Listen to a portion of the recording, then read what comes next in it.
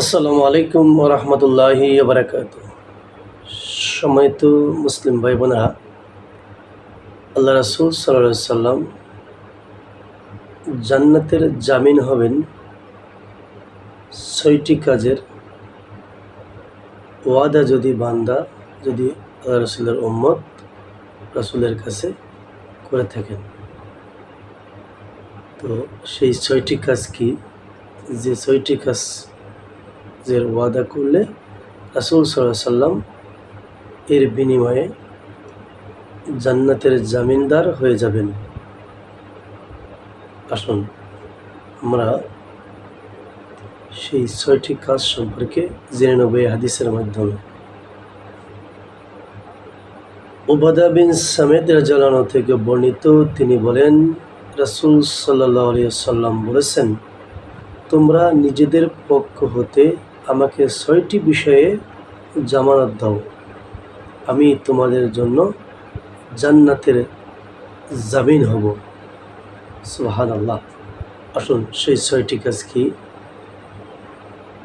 ১. তোমরা যখন কথাবার্তা বলো তখন সত্য বলবে। ১ নম্বরে কথা বলার সময় সত্য কথা বলতে হবে। ২. যখন ওয়াদা করো তা পূর্ণ করবে। ৩. যখন তোমাদের কাছে আমানত রাখা হয় তা আদায় করবে। যে কোনো বিষয়ে আমানত রাখা হয়, সেটা সম্পদ হোক, টাকা হোক, কথা হোক, কথা একটা বড় আমানত, তখন তা পূর্ণ করবে। ৪. নিজেদের লজ্জা স্থানকে হেফাজত করবে। ৫. স্বীয় দৃষ্টিকে অবনতি রাখবে। নারী পুরুষ সকলেই দৃষ্টিকে অবনত রাখতে হবে এবং স্বীয় হস্তকে অন্যায় কাজ হতে বিরত রাখবে। হাত দিয়ে অন্যায় কাজকে হতে বিরত রাখতে হবে। এই ৬টি বিষয়ে নবী করিম সাল্লাল্লাহু আলাইহি সাল্লাম বলছেন, যদি তোমরা এই ৬টি বিষয়ে আমাকে জামানত দাও, তাহলে আল্লাহ রাসূল সাল্লাল্লাহু আলাইহি সাল্লাম তোমাদের জন্য জান্নাতের জামিন হবেন।